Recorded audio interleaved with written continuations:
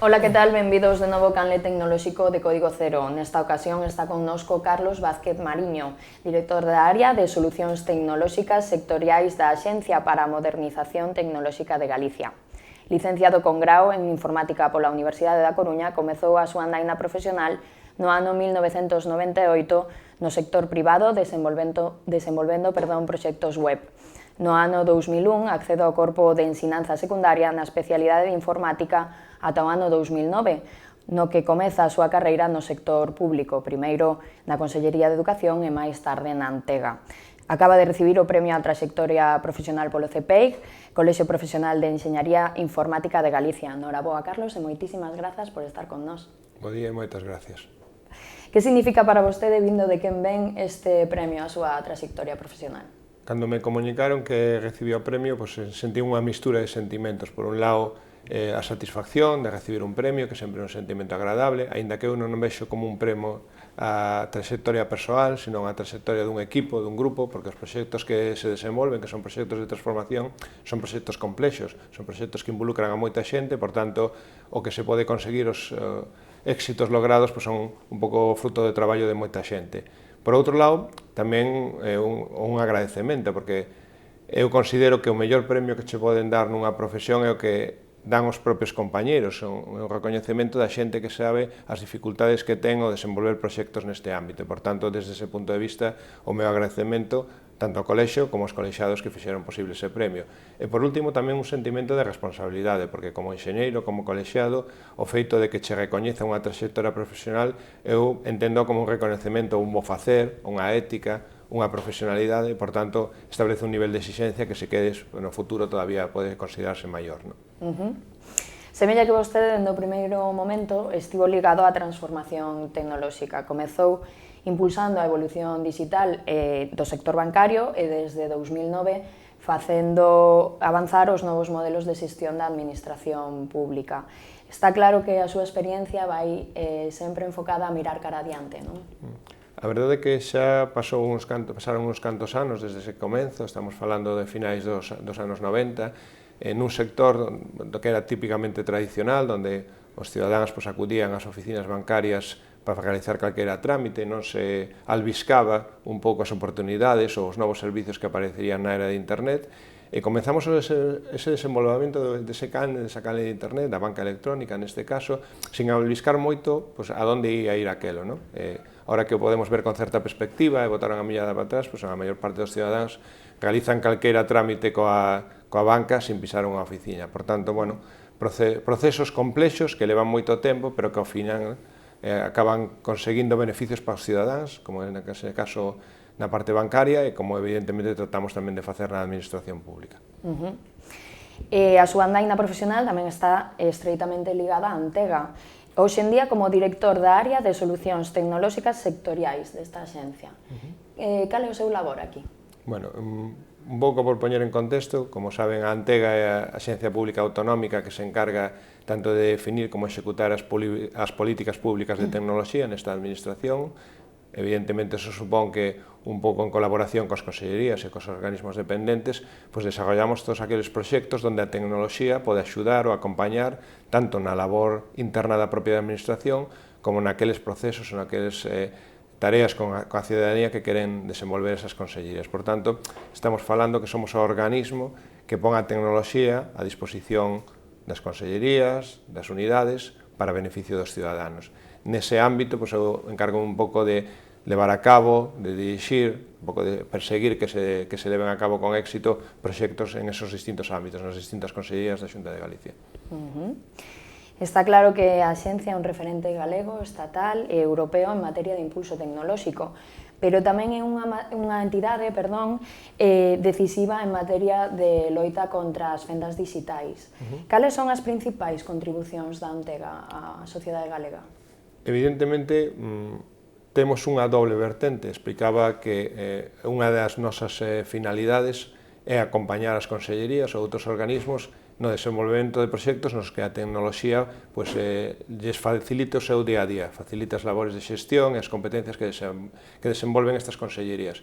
Pero temos unha segunda labor, evidentemente, que é por un lado, impulsar o hipersertor TIC que hai en Galicia e, por outro lado, acercar a tecnoloxía á ciudadanía en xeral. Isto é moi amplo, pode ir desde a adquisición de competencias digitais hasta a propia accesibilidade da tecnoloxía por parte da ciudadanía, pois que teñan acceso a redes, que podan acceder a servicios digitais na relación coa administración. Por tanto, temos esa doble vertente e na segunda, que é a que se refire, pola que me pregunta, pois temos feito unha labor importante tanto en facer que a conectividade chegue a toda Galicia. Galicia é un territorio demográficamente e xeográficamente complicado, complexo, e creo que aí se ten feito unha labor importante por acercar a conectividade, que ao final é unha ventana de oportunidades pois, a todos os galegos. Pero tamén se teñen feito labores importantes na formación e na capacitación digital dos ciudadanos en xeral, porque a ninguén se lle escapa que a tecnoloxía e o digital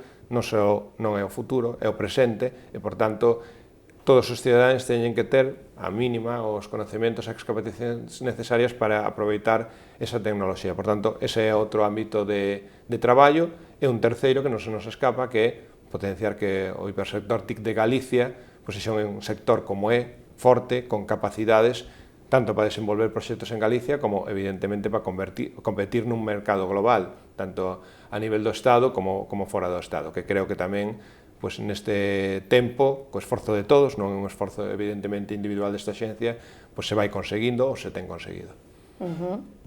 Os estudos de informática son claves para incrementar as opcións laborais da nosa mocidade, pero, sen embargo, parece que non son os estudos preferidos polas mozas galegas. Onde cree vostede que radica o problema e como podemos solventar esta problemática? Non é unha problemática sinxela de resolver e non é unha problemática que se resolva desde solo un organismo ou desde solo un enfoque. Fai unhos anos, en colaboración coa Consellería de Educación e outros organismos da Administración galega, fixemos un estudio preguntando na fonte, preguntando aos rapaces que estudian secundaria e bacharelato, primeiro, que factores influían decisivamente na súa decisión, é dicir, por que decidían e que influía na decisión de estudar unha carreira ou uns estudios de formación profesional determinados, e un segundo, por que non decidían ou que era o que non lles facía atractivo decidir algunha das carreiras, algunhas das titulacións deste ecosistema TIC, enxenerías, informática, matemáticas, física ou outras carreiras ou titulacións relacionadas. Con respecto á primeira pregunta, o que se comprobou é que había varios factores que influían fundamentalmente na súa decisión. O primeiro era o ambiente familiar e o seu propio ambiente social. Por tanto, era a familia, o seu ecosistema familiar, os amigos, os que influían de forma moi decisiva na súa decisión, moito máis que as canles formales de información que as administracións ou outros organismos podíamos transmitir. Por tanto, aí xa nos establecía onde deberíamos actuar para que esa influencia sobre a decisión dos rapaces fora efectiva. En canto ao interese por determinadas titulacións ou por determinadas carreiras, sí que se vían distintos factores máis ligados á imaxen do sector ou do colectivo. Unha imaxen de dificultade nos estudios, que evidentemente sempre influe, unha imaxen de que non había demasiada visión de cales son as saídas profesionais, os elementos de interese, incluso quizá un punto de que era pouco interesante realizar esos estudios. Todos esos factores o que levaban a unha conclusión de que había que traballar na imaxe e no coñecemento que da profesión en xeral e das oportunidades que ten a profesión ou que da profesión tiñan os rapaces. Evidentemente, para faceles ver que hai unha empregabilidade, que non hai unha dificultade excesiva, que hai moitos perfis distintos no sector e, por tanto, pode haber moitos ámbitos nos que lles interese traballar e que é un sector de utilidade para a sociedade, por tanto, que tamén ten ese valor que ás veces os rapaces buscan no seu futuro. Isto todavía se acrecentaba máis no caso das rapazas. Esas dificultades que se percibían de elixir unha titulación, dificultade, poucas saídas profesionais ou saídas profesionais non claras, no caso dos rapaces, había un certo vencemento desa barreira de dificultade, pero no caso das rapazas, esta barreira non se vencía. Se se percibía as carreiras como difíciles, se percibía que non eran propias para elas. Evidentemente é un sector con unha maior presencia masculina, eso tamén o percibían as rapazas, como que non era o seu sector, e por tanto tiñamos aí outra dificultade que vencer, que era esa percepción de que era un sector válido, tanto por dificultades como por capacidades, que evidentemente as rapazas as teñen a veces superiores incluso aos propios rapaces, no que tiñan a súa cabida, no que había perfis adecuados para elas, no que podían desenvolverse tamén como calquera outro, nun mundo evidentemente de capacidades e igualitario, non? Había ese traballo que facer, esas dificultades que vencer. Como vencelas? Pues, decíamos, é un elemento de comunicación, de marketing, se queremos, que temos que facer entre o propio sector, entre as administraciones, tamén as administracións educativas, porque non é un cambio que se poda conquerir nun curto plazo. Vamos falar agora do panorama digital en Galicia. Nos últimos anos puidemos ver numerosas iniciativas integradas na Axenda Digital Galicia 2020. Agora que está a piques de rematar ese plazo do plan que se iniciou hai 4 anos, cales foron os avances conseguidos? Bueno, nestes 10 anos de vida da Antega, pues, levamos xa desenvolvidas un par de axendas digitais, estamos en pleno proceso de desenvolvemento dunha axenda de cara a medio plazo, que é o ano 2030, na que nestes momentos estamos en desenvolvemento. Por tanto, temos dúas vertentes, unha un pouco de balance do feito e unha un pouco de desenvolvemento de enfoque o obxectivo dos próximos 10 anos. En canto ao balance, que por o que me pregunta, pois estas dúas axendas estaban máis enfocadas tanto ao establecemento da base, das cuestións que eran necesarias na tecnoloxía, como no desenvolvemento de proxectos de transformación máis hacia a propia administración ou máis hacia os sectores productivos. Nestes últimos anos, desenvolverse proxectos potentes de transformación no ámbito educativo, no proxecto Avalar, as iniciativas de educación digital, que xa chega a un 30% dos centros educativos de Galicia, no ámbito de servicios sociais, coa creación da Historia Social Única Electrónica, un pouco a semellanza do camiño que se ten feito no Sergas coa Historia Clínica, e que é espello de outras comunidades, no sector primario, onde hai iniciativas innovadoras, co uso de vehículos non tripulados, ou co uso de tecnoloxías innovadoras no ámbito das lonxas. Por tanto, no sector primario, que é un sector importante en Galicia, tamén se está producindo procesos de transformación, no propio transporte, onde se está introducindo un pouco da man da Consellería, pois, novos mecanismos de transporte, novas modalidades de transporte, como o transporte da demanda, o transporte integrado, que evidentemente a tecnoloxía permite soportar esos novos modos de transporte. Por tanto, como balance temos proxectos de transformación importante en todo o sector, que son proxectos de transformación de sector que afectan aos cidadáns, pero máis enfocados no sector, e como obxectivo de cara a medio plazo, pois temos o desenvolvemento dunha axenda xa moito máis enfocada hacia os cidadáns, que axude, coa axuda da tecnoloxía, lles axude a resolver aqueles problemas ou retos que teñen como cidadáns e nos que a tecnoloxía entenden que pode axudales.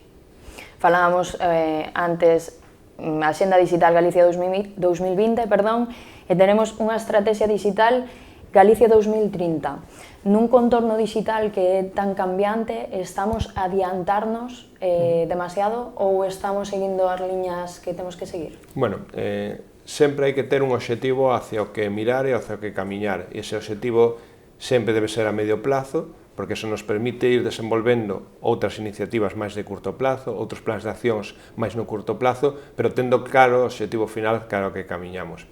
Dado que, como decía, a Estrategia 2030 é unha estrategia de medio plazo na que os cidadáns plantexan retos que hoxe non están resoltos, problemas que teñen e nos que a tecnoloxía a día de hoxe non lles resolveu ese problema, está ben ter unha estrategia de medio plazo na que a día de hoxe a mellor hai cousas que non se pode resolver, pero que é un obxectivo claro hacia o que camiñar, que despois se irá concretando en plans e acción que si se desenvolven a un curto plazo, anualmente ou cuatrianualmente. Poderíamos pensar que para a modernización da nosa terra o máis importante son as infraestructuras en telecomunicacións, pero onde considera que é actualmente crítica unha maior adopción das TIC? Bueno, hai distintos factores para que as tecnoloxías sexan un papel relevante, teñan un papel relevante no cambio. Obviamente, temos que dispoñer das infraestructuras tecnolóxicas, sean de comunicacións, sean de dotacións necesarias para que despois se podan producir outros procesos de transformación que moitas veces son máis organizativos, máis de forma de facer as cousas, máis de servicios que se dan aos cidadán.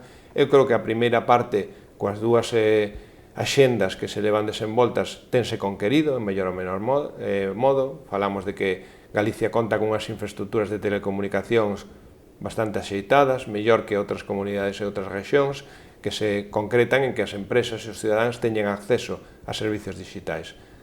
Feita ese sustrato, ou consolidado ese sustrato, ahora o que toca é desenvolver servicios cara ao cidadán, elementos de transformación que permitan que, aproveitando esas infraestructuras, aproveitando esas ventanas de oportunidade, pues se beneficien dos servicios ou das oportunidades que lles poden dar esos elementos. Pero creo que as infraestructuras sempre se aspiran a mellorar, pero son un elemento que en Galicia xa está consolidado e ten conquerido nestes últimos anos unha mellora relevante. Falemos agora do 5G. Galicia conseguiu colocarse en cabeza na adopción do 5G no ámbito estatal. Conseguiremos con este tipo de iniciativas máis xeración de emprego e oportunidades, así como a retención do noso talento?